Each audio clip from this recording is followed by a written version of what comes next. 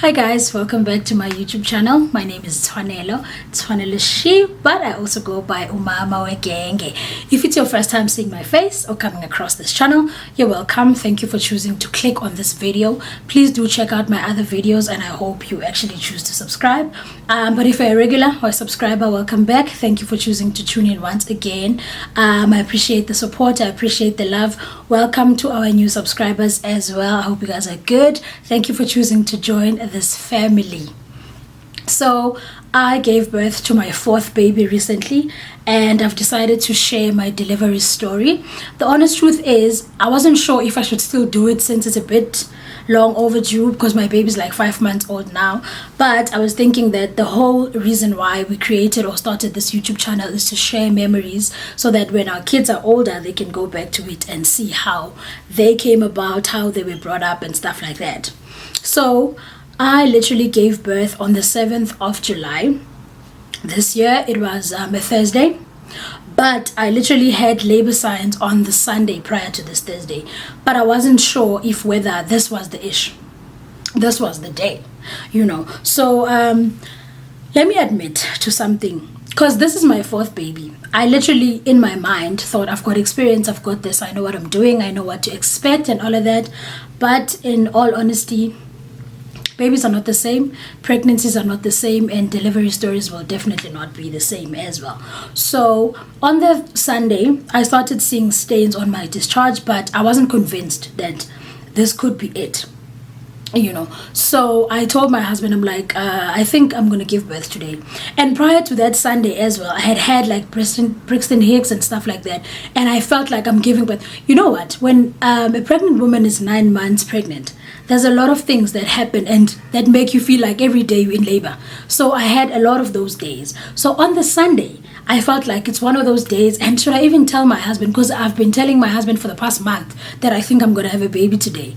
So I told my husband, I'm like, I was doubting, but I was like, babe, I'm seeing stains on my discharge. They're not really blood stains, but they're a bit brownish. So I'm not sure if it could be what it is, because now with my 3 previous kids, the deliveries were not the same.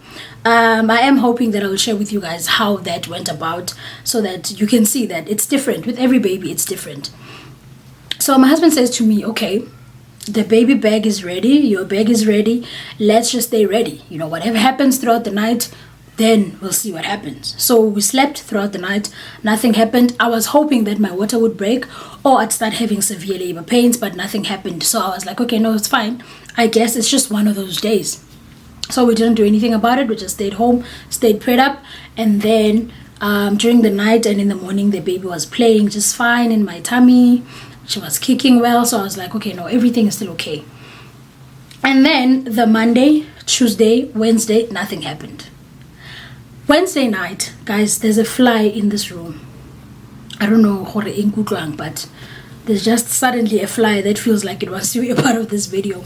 So on the Wednesday night, on the 6th of July, I started getting a bit of discomfort in my tummy. I wasn't sure if it's what it should be, but it was a bit, I was a bit uncomfortable. I started having small pains, nothing hectic, nothing heavy, but I told myself that if it gets serious, if it gets stronger, I'm going to wake up and go to the hospital. Stayed ready, put my bags right next to my bed.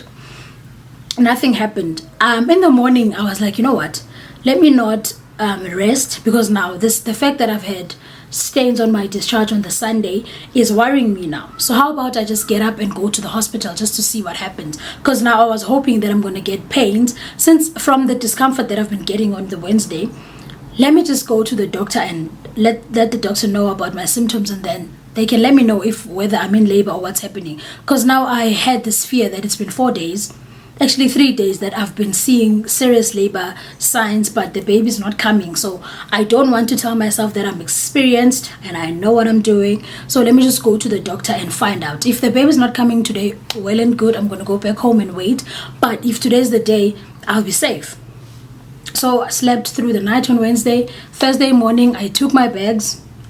No severe labor pains, no water break. I took my bags and I went to the hospital. Got there, I explained to the midwife these are the symptoms I've been seeing. Sunday, this is what happened. There was nothing from Monday to Wednesday. Until Wednesday night, I started feeling some discomfort. So I figured, let me come and get it checked out. So the midwife said to me, no, it's fine. Just go in the room. I will check you, and then I'll let you know what's happening with your baby. I got there. The midwife assessed me, and she was like, yeah, the baby's coming today. You are in labor, just not active labor yet. I literally felt so calm that thank God I'm here on time, because should I have stayed home, probably I would have had severe labor pains while I was at home. Then I could quickly drive to the hospital. But I was glad that I got to the hospital early before my severe labor pains started, just so that I could relax and ease into the process.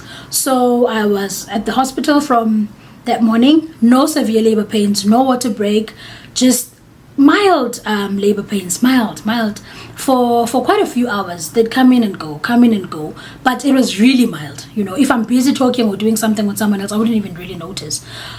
So around 3:30, my pain started getting a bit severe.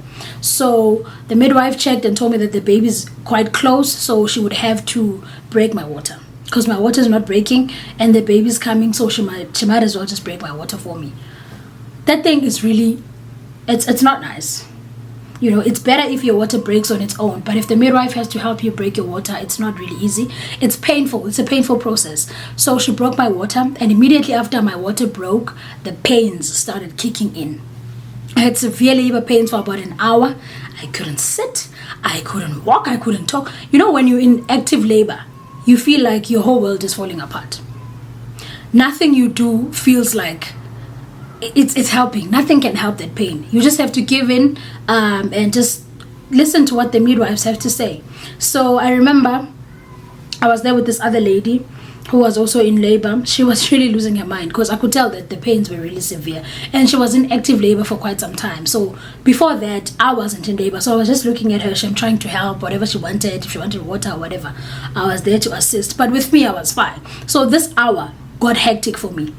I can't scream. Luckily for me, I think I'm actually blessed that when I'm in labor or when I'm in any kind of physical pain, I can tolerate physical pain. So I could tolerate it. I've got 4 kids, so you can imagine my tolerance for pain, So I waited it out. At 4, they told me that I need to start prepping. I'm going to give birth now. Then I started prepping myself, got on the delivery bed, took off my clothes. I was ready. Whenever I give birth, I'm always naked.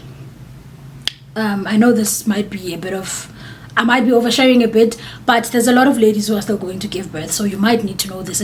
I suddenly felt so hot that I couldn't be in anything. I took off my clothes, I got on the bed, and I was ready to have the baby. I remember as soon as I got on the bed, I think I took about 5 minutes or so, then I was ready to start pushing the baby. So the midwives always advise that once you're on the delivery bed, whenever you feel pain, you must push, because that's the baby trying to also push themselves out. So I did that. My baby didn't waste my time as well. We didn't waste each other's time, because we were both ready to meet each other. So for me, this was a different experience as well.